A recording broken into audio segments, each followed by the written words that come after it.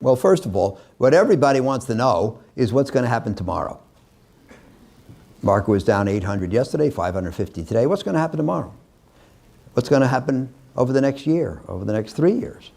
And the answer is nobody knows. And I don't believe in forecasts. Another one of my heroes, John Kenneth Galbraith, said we have two kinds of forecasters, the ones who don't know and the ones who don't know they don't know. And I am firmly in the first camp. I don't know what's going to happen in the future.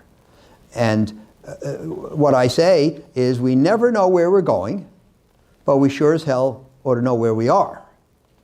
It may be challenging to predict the future. It shouldn't be that hard to predict the present. And if we can think in terms of a normal trend line, perhaps for the market, or a level which represents fair value, and then the fact that the market oscillates around it, then clearly it's very important to know where in that oscillating pattern we are.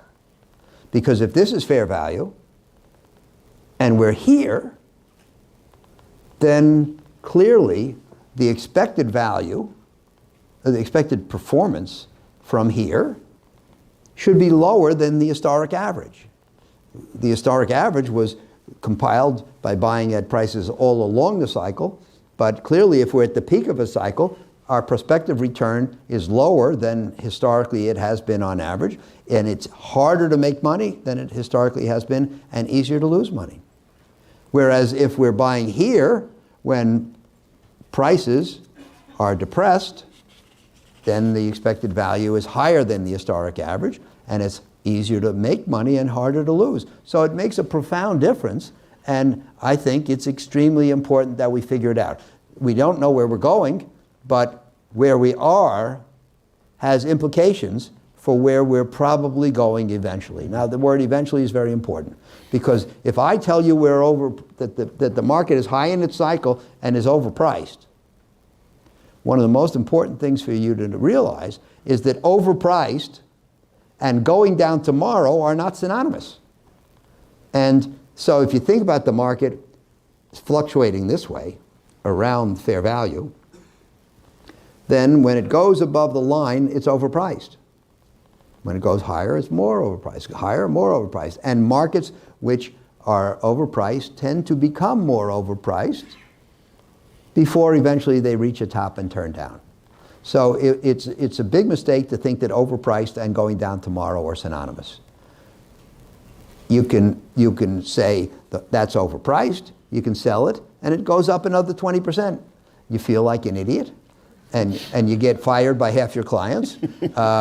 But that doesn't mean that it was wrong.